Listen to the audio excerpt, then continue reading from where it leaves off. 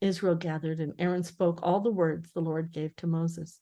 The crowd was dubious, some outspoken and some derisive. This is your brother who murdered the Egyptian and ran away, and he is now to deliver us from Egypt? Are you out of your mind? God would not use a man such as he. What's he doing back here? He's more Egyptian than Hebrew. He's a Midianite now. Some laughed. Aaron felt the rush of hot blood. Show them, Moses. Give them a sign. Moses threw his staff on the ground, and it became a huge cobra. The people cried out and scattered. Moses reached down and took the snake up by the tail, and it became his staff again. The people closed in around him. There are other signs. Show them, Moses. Moses put his hand inside his cloak and drew it out leprous. The people gasped and recoiled from him. When he tucked his hand inside the cloak and drew it out as clean as a newborn child's, they cried out in jubilation. There was no need for Moses to touch his staff to the Nile and turn it to blood, for the people were already shouting with joy, Moses, Moses. Aaron raised his arms, his staff in one hand, and shouted, Praise be to God who has heard our prayers for deliverance. All praise be to God, the God of Abraham, Isaac, and Jacob. The people cried out with him and fell to their knees, bowing low and worshiping the Lord. But when asked, the elders of Israel refused to go before Pharaoh. It was left to Aaron and Moses to go alone. Aaron felt smaller and weaker with each step inside Thebes, Pharaoh's city. He had never had reason to come here amid the bustle of markets and crowded streets that stood in the shadow of the immense stone buildings that housed Pharaoh, his counselors, and the gods of Egypt. He had spent his life in Goshen, toiling beneath overseers and toiling to eke out his own existence through crops and a small flock of sheep and goats. Who was he to think he could stand before mighty Pharaoh and speak for Moses? Everyone said that even as a small boy, Ramses had shown the arrogance and cruelty of his predecessors. Who dared thwart the ruling god of all Egypt, especially an old man of 83, as he was, and his younger brother of 80? I am sending you to Pharaoh. You will lead my people, the Israelites, out of Egypt. Lord, give me courage, Aaron prayed. Silently, you have said that I'm to be Moses' spokesman, but all I can see are the enemies around me, the wealth, the power everywhere I look. Oh God, Moses and I are like two old grasshoppers come to the court of the king. Pharaoh has the power to crush us beneath his heel. How can I give Moses courage when my own fails me? He could smell the rankness of Moses' sweat. It was the smell of terror. His brother had hardly slept for fear of standing before his own people. Now he was inside the city with thousands of inhabitants, its enormous buildings and magnificent statues of Pharaoh and the gods of Egypt. He'd come to speak to Pharaoh. Do you know where to go? We're almost there, Moses said. Nothing more. Aaron wanted to encourage him, but how when he was fighting the fear threatening to overwhelm him? Oh God, will I be able to speak when my brother, who knows so much more than I do, is shaking like a bruised reed beside me? Don't let any man crush him, Lord. Whatever comes, please give me breath to speak and the spine to stand firm. He smelled smoke laden with incense and remembered Moses talking about the fire that burned without consuming the bush and the voice that had spoken to him from the fire. Aaron remembered the voice. He thought of it now, and his fear lessened. Had not Moses' staff turned into a snake before his eyes and his hand shriveled with leprosy, only to be healed as well? Such was God's power. He thought of the cries of the people, the cries of thanksgiving and jubilation that the Lord had seen their affliction and had sent Moses to deliver them from slavery. Still, Aaron looked up at the enormous buildings with their massive pillars and wondered at the power of those who had designed and built them. Moses paused before a huge stone gate. On each side were carved beasts, 20 times the size of Aaron, standing guard. Oh Lord, I am but a man. I believe. I do. Rid me of my doubts. Aaron tried not to stare around him as he walked beside Moses to the entrance of the great building where Pharaoh held court. Aaron spoke to one of the guards, and they were brought inside. The hum of many voices rose like bees amid the huge columns. The walls and ceilings were resplendent with colorful scenes of gods of Egypt. Men stared at him, and Moses, frowning in distaste and drawing back, whispering. Aaron's palms sweated as he held tight on his staff. He felt conspicuous in his long robe and woven sash, the woven shawl that covered his head, dusty from their journey. He and his brother looked strange among these other men in their short fitted tunics and elaborate wigs. Some wore long tunics, ornate robes, and gold amulets. Such wealth, such beauty. Aaron had never imagined anything like this. When Aaron saw Pharaoh sitting on a throne flanked by two huge statues of Osiris and Isis, he could only stare at the man's magnificence. Everything about him announced his power and wealth. He glanced disdainfully at Aaron and Moses and said something to his guard. The guard straightened and spoke. Why have you come before mighty Pharaoh? Moses lowered his eyes, trembling, and said nothing. Aaron heard someone whisper, what are these stinking old Hebrew slaves doing in here? Heat filled him with their contempt. Uncovering his head, he stepped forward. This is what the Lord, the God of Israel, says. Let my people go, for they must go out into the wilderness and hold a religious festival in my honor. Pharaoh laughed. That's so. Others joined in. Look at these two old slaves standing before me, demanding their people be released. The officials laughed. Pharaoh waved his hand as though brushing aside a minor irritation. And who is this Lord that I should go listen to him and let Israel go? Let you go? Why would I do that? Who would do the work you were born to do? He smiled coldly. I don't know the Lord, and I will not let Israel go. Aaron felt anger rise inside of him. The God of the Hebrews has met with us, he declared. Let us take a 3-day trip into the wilderness so we can offer sacrifices to the Lord. If we don't, we will surely die by disease or sword. What does that matter to me if a few slaves die? Hebrews reproduce like rabbits. There will be more to replace those who die of pestilence. Counselors and visitors laughed as Pharaoh continued to mock them. Aaron's face burned and his heart thundered. Pharaoh's eyes narrowed as Aaron stood up to him, stared up at him. I have heard about you, Aaron and Moses. The ruler of Egypt spoke quietly, his tone filled with threat. Aaron felt chilled that Pharaoh knew him by name. Who do you think you are? Pharaoh shouted, distracting the people from their task. Get back to work. Look, there are many people here in Egypt, and you are stopping them from doing their work. As the guards moved closer, Aaron's hand clenched his shepherd's staff. If any man tried to take hold of Moses, he would receive a clubbing. We must go, Aaron, Moses said under his breath. Aaron obeyed. Standing in the hot Egyptian sun once again, Aaron shook his head. I thought he would listen. I told you he wouldn't, Moses let out his breath slowly and bowed his head. This is only the beginning of our tribulation.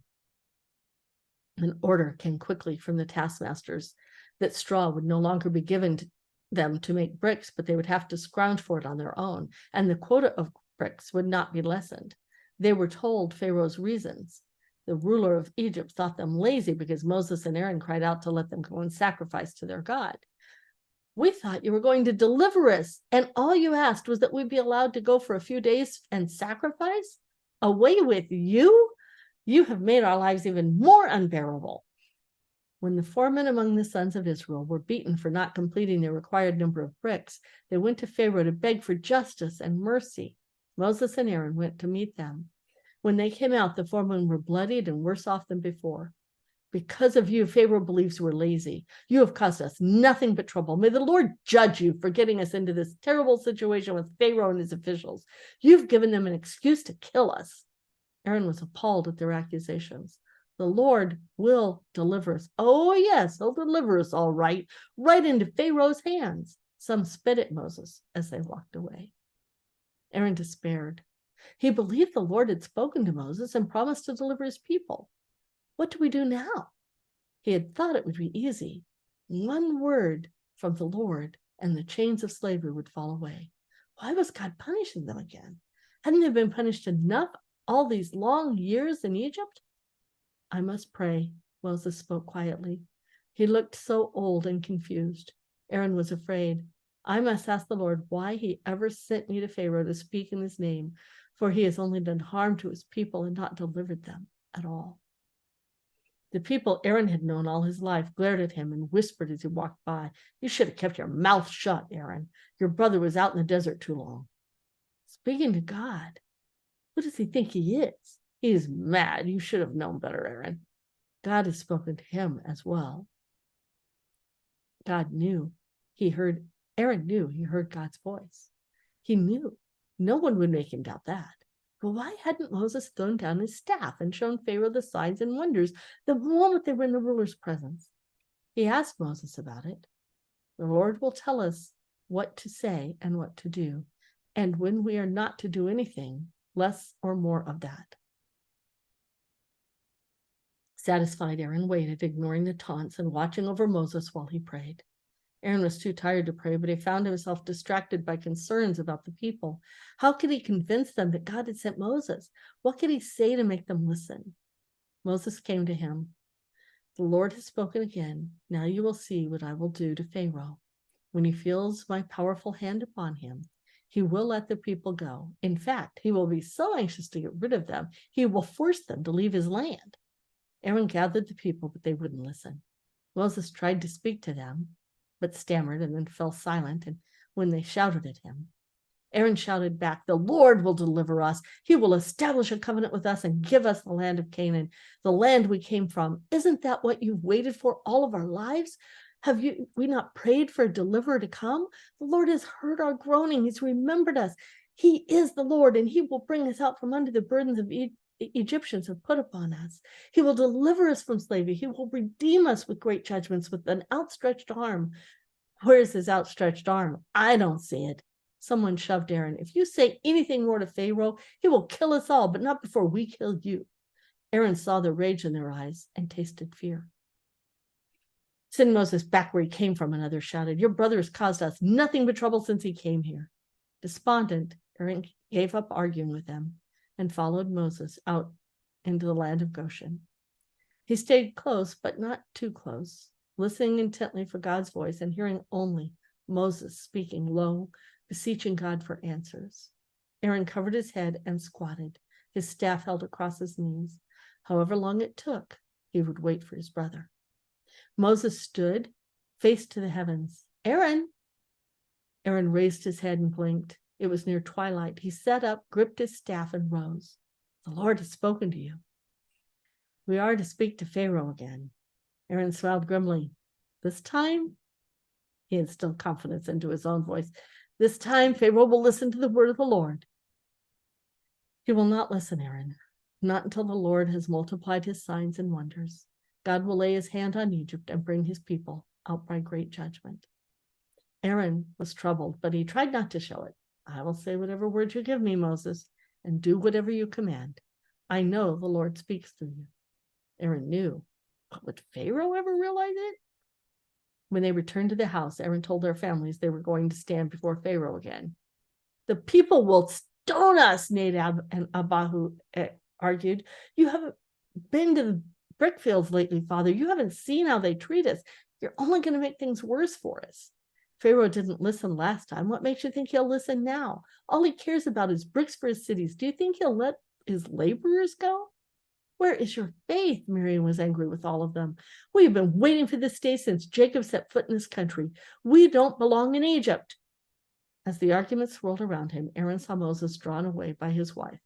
Zipporah was as upset as the rest of them and speaking low. She shook her head, drawing her sons close. Miriam reminded Aaron's sons again of how the Lord had protected Moses when he was put into the Nile and how it had been a miracle that the old Pharaoh's own daughter had found him and adopted him. "I was there. I saw how the Lord's hand has been on him since he was born." Abihu was unconvinced. "And if Pharaoh doesn't listen this time, how do you suppose we'll all be treated?" Nadab stood impatient. "Half of my friends won't even speak to me now." Aaron blushed at his son's lack of faith. "The Lord has spoken to Moses." "Did he speak to you?" "The Lord told Moses we are to go to Pharaoh, and to Pharaoh we must go." He waved his hand. "All of you out. Go tend the sheep and goats." Zipporah went out quietly behind them, her sons close at her side. Moses sat at the table with Aaron and folded his hands. Zipporah is returning to her father and taking my sons with her. Why? She says she has no place here. Aaron felt the rush of blood to his face. He had noticed how Miriam treated Zipporah. He had talked with her about it already. Let her share your work, Miriam. I don't need her help. She needs something to do. She can do as she wishes and go where she likes. She is Moses' wife and the mother of his son. She's our sister now. She is not our sister. She's a foreigner, Miriam said in hushed tones. She's a Midianite. And what are we but slaves? Moses had to flee Egypt and Goshen. Did you expect him not to marry or have children of his own? She's the daughter of a priest. And that makes her suitable. Priest of what God? Not the God of Abraham, Isaac, and Jacob. It is the Lord God of Abraham, Isaac, and Jacob who called Moses here. A pity Moses didn't leave his wife and sons where they belong. She rose and turned her back. Angry, Aaron stood. And where do you belong, Miriam? You without a husband and sons to take care of you. She faced him, eyes hot and moist. I was the one who watched over Moses while he drifted in the Nile. I was the one who spoke to Pharaoh's daughter, so our brother was given back to mother until he was weaned. And if that is not enough, who became mother to your sons when Elishama died? Lest you forget, Aaron, I am your older sister, firstborn of Amram and Jochebed. I had much to do with taking care of you as well. Sometimes there was no reasoning with his sister. It was better to let her think things through for herself and keep peace in the family. Given time, Miriam would accept Moses' sons, if not his wife. I will speak with Miriam again, Moses. Zipporah is your wife. Her place is here with you. It's not only Miriam, brother. Zipporah is afraid of our people. She says they blow hot and change directions like the wind. She's already seen the people won't listen to me, nor are they willing to listen to you. She understands that I must do as God tells me, but she's afraid for our sons and says she will be safer living in her father's tents than in the house of Israel. Were there women destined to make trouble? Is she asking you to return with her? No, she only asks that I give my blessing, and I have. She will take my sons, Gershom and Eleazar, back to Midian. She has spent her life in the desert. They will be safe with Jethro.